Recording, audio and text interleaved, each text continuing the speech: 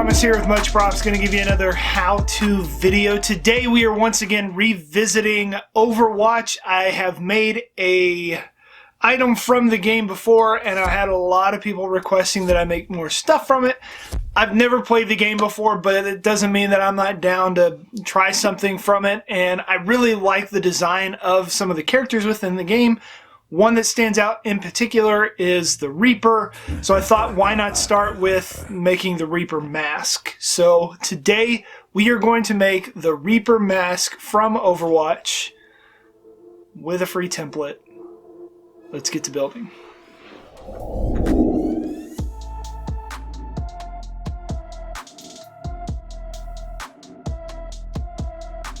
Using a 3D model from a program called Sketchfab as a reference, I made my template to begin this build. I will take a picture of the layout and add it to the template to help you with alignment of the pieces. Trace the parts onto your materials. I use 6mm EVA for its flexibility, which it's still thick enough to hold its shape. It's a symmetrical mask, so flip the label side down to get the right half and cut out the parts with a sharp hobby knife.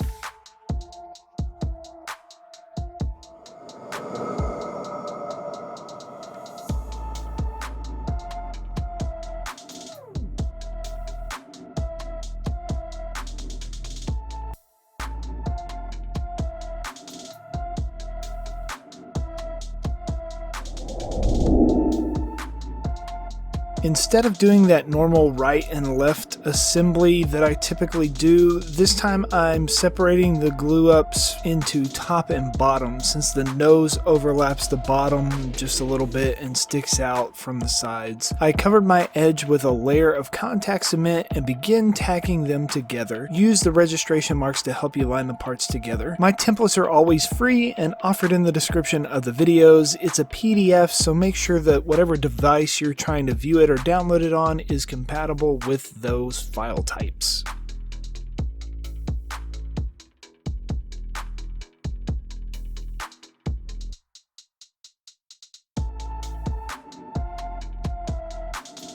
The cheek/mouth piece sits proud of the jaw piece about 2mm or so. Start at the bump in the back and slowly work your way to the front hip.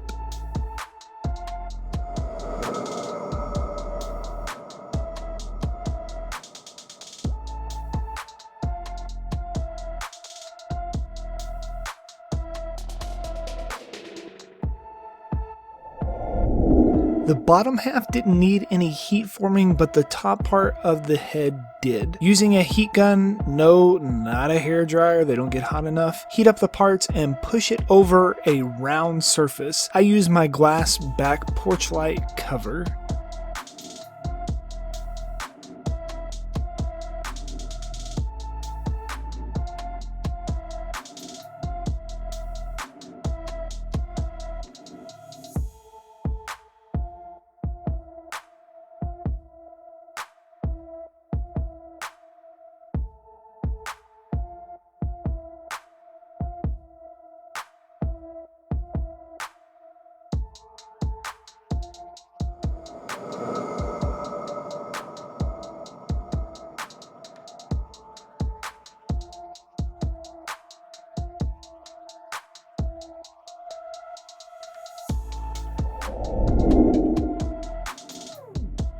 Close up the large dart on the top of the head pieces and then join them down the middle. The more flush on the outside, the less of a seam you will notice in the end result and the less you'll have to sand. You may also want to use something other than a Sharpie to mark with. Since the top is a lighter color, it may bleed through a lot of sealers.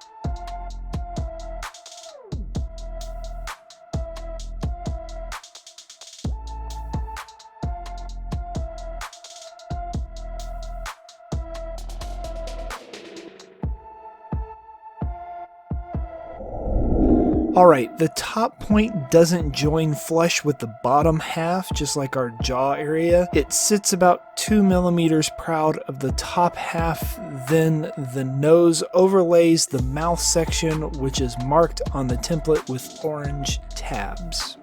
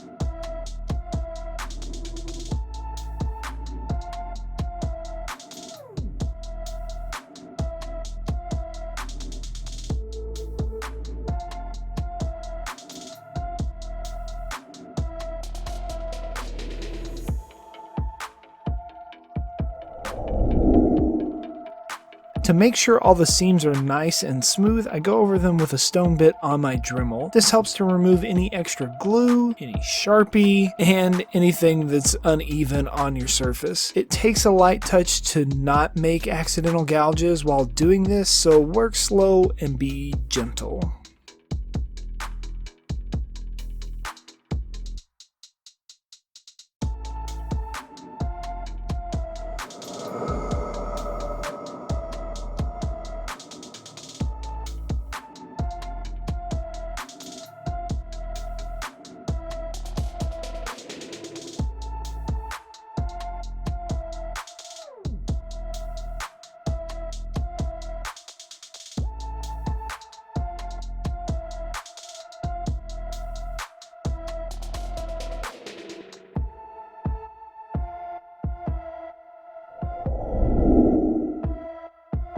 I should probably have not used a black Sharpie because it did bleed a little through my paint job later on, but it is what it is. I eyeballed the markings and battle damage on the mask, mapped them out, and then carved them with my Dremel.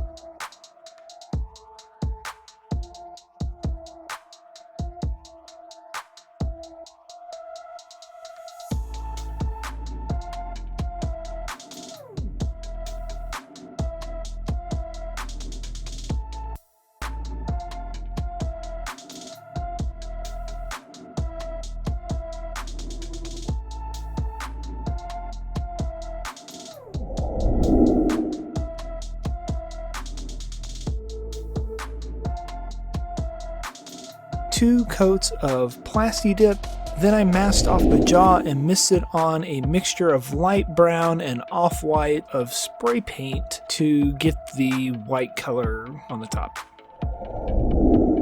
To finish off the paint job, I used some Plat Effects acrylic paint. The silver took about 2 coats to get a decent smooth shine, then I lightly dirtied up the cracks with some black and brown.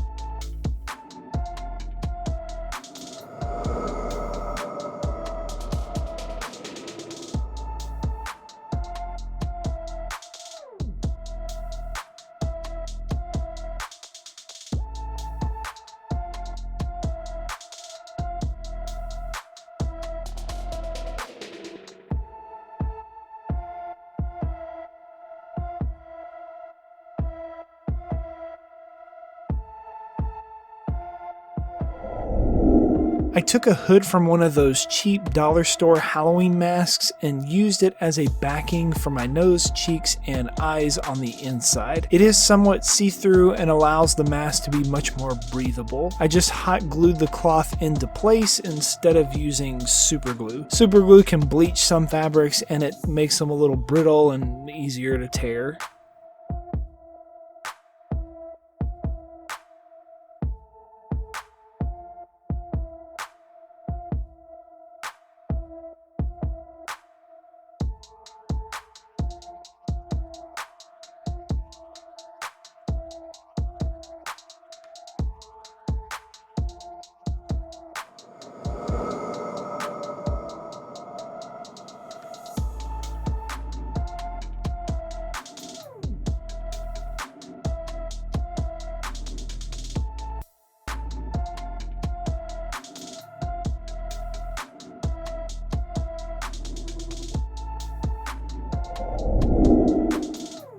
Then the last step is strapping. I like the vertical and horizontal strapping when I can. It just seems to be more comfortable to wear, and for heavier things it definitely holds better. I use some 1-inch elastic banding, small pieces of EVA, and some super glue. Glue down the EVA to the inside of your strapping and then super glue it with the elastic getting sandwiched in on the mask. It makes for a really good connection. I also use it to reinforce the connection on my vertical piece as well.